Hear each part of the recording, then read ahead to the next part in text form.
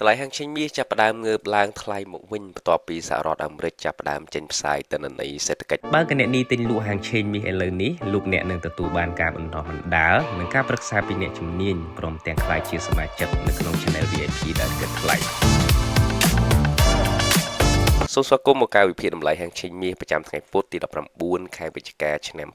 2025យើងឃើញថាតម្លៃហាងឆេងមាសមានការធ្លាក់ចុះខ្លាំងកាលពីរសៀលម្សិលមិញហើយក៏មានការស្ទុះងើបឡើងមកវិញបន្ទាប់ពីសហរដ្ឋអាមេរិកបានចេញផ្សាយនៅទិន្នន័យ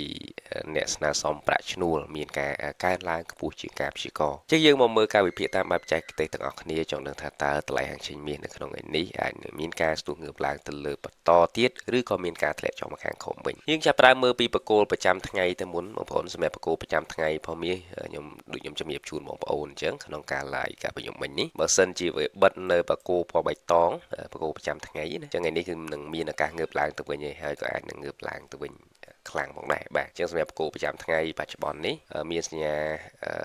confirm 2ហើយទី1គឺមកប៉ះ structure ទី2បាទមានកម្លាំងទិញយ៉ាងខ្លាំងមកវិញចឹងថ្ងៃនេះបើសិនជាបន្តកើនឡើងទៀតអាចនឹងបន្តកើនឡើងខ្លាំងមកលើវិញបាទនឹងបកគោប្រចាំថ្ងៃលើយើងចូលទៅមើលបកគោរយៈពេល1ម៉ោងទាំងអស់គ្នាបាទគោរយៈពេល1ម៉ោងខ្ញុំបែងចែកជាកម្រិតទាបនិងកម្រិតខ្ពស់កម្រិតធៀមទិញហើយនិងកម្រិតបិទយកផលចំណេញបាទអញ្ចឹងសម្រាប់កម្រិតទាបមាន3កម្រិតដែលកម្រិតទាបទី1គឺនៅកម្រិត4048ដុល្លារក្នុង1អោនឬក៏ប្រមាណជា4877ដុល្លារក្នុង1តម្លឹងកម្រិតទាបទី2នៅកម្រិត3999ដុល្លារក្នុង1អោនឬក៏ប្រមាណ4818ដុល្លារក្នុង1តម្លឹងហើយនឹងកម្រិតទាបទី3នៅកម្រិត3964ដុល្លារក្នុង1អោនឬក៏ប្រមាណ4777ដុល្លារក្នុង1តម្លឹង3កម្រិតនេះគឺជាកម្រិតដែលយើងអាចពិចារណាធ្វើការទិញឡើងបានសម្រាប់កម្រិតខ្ពស់ដែលយើងត្រៀមបិទយកផលចំណេញក៏ដូចជាធៀបលក់ចុះមកវិញនោះទី1គឺនៅកម្រិត4110ឬក៏ប្រមាណ4951ដុល្លារក្នុង1តម្លឹងកម្រិតខ្ពស់ទី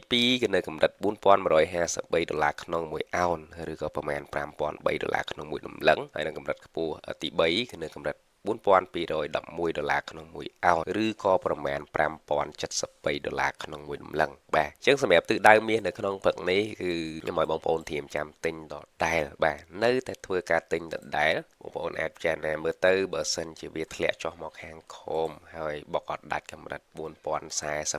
ដុល្លារក្នុង1អោននេះទេមាសនឹងបន្តទិសដៅទៅលើបន្ថែមទៀតហើយបាទតទៅដៅទៅលើបន្ថែមទៀតរកកម្រិត4110ដល់ហ្នឹងគឺយើងត្រៀមចាំបិទផលចំណេញមួយវគ្គសម្រាប់បងប្អូនដែលជួញដូរខ្លីណាបងប្អូនដែលទិញពីក្រោមកាលពីម្សិលមិញមកបាទបិទចំណេញខ្លះឬក៏ចង់ទុកប្រហូរបន្តក៏បានដែរពូមីនេះបើសិនជាបុកដាច់4110បាទហ្នឹងគឺនឹងមានការងើបឡើងទៅលើខ្លាំងហើយនឹងទិសដៅរបស់វាគឺ4211នេះឬក៏បាទតកម្រិតខ្ពស់ចាស់វា4244ដែលជាកម្រិតខ្ពស់ចាស់កាលពីសប្តាហ៍មុនតែយ៉ាងណាមិញយើងមើលក្នុងចន្លោះនេះសិនទៅបាទយើងមើលក្នុងចន្លោះនេះសិនទៅពី4048ទៅ4110សិនបាទអញ្ចឹងយើងអាចធ្វើការទិញលក់ក្នុងចន្លោះនឹងបានបើសិនជាបុកអត់ដាច់ទេបងប្អូនអាចពិចារណាធ្វើការលក់ចុះមកវិញបាទអាចពិចារណាធ្វើការលក់ចុះមកវិញបាទអញ្ចឹងសម្រាប់ការវិភាគរបស់ខ្ញុំនៅក្នុងថ្ងៃនេះគឺមានប៉ុណ្្នឹងទេបាទព្រឹកនេះគឺនៅបន្តទិញបន្តហូលប្រតិបត្តិការរបស់យើងកាលពីម្សិលមិញដែលខ្ញុំបានឲ្យទិញហ្នឹង target យើង4100នឹងឯងហើយបើសិនជាបានធ្លាក់ចុះមកម្ដងទៀតបាទយើងទិញថែមទៀតក៏បានដែរ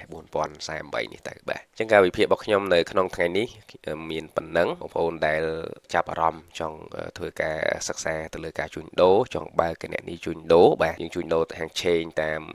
ប្រព័ន្ធធនាគារនេះគឺងាយស្រួលមែនតើអាចជួញដូរបាន23ម៉ោងក្នុងមួយថ្ងៃបាទហើយអាចកក់ដើមទុនយើងចាប់ដើមពី$100ឡើងទៅបានបាទ$100កក់បានចាប់ពី1អោនទៅដើមទុន1000យើងកក់ពី5អោនទៅ10អោនបាទ5000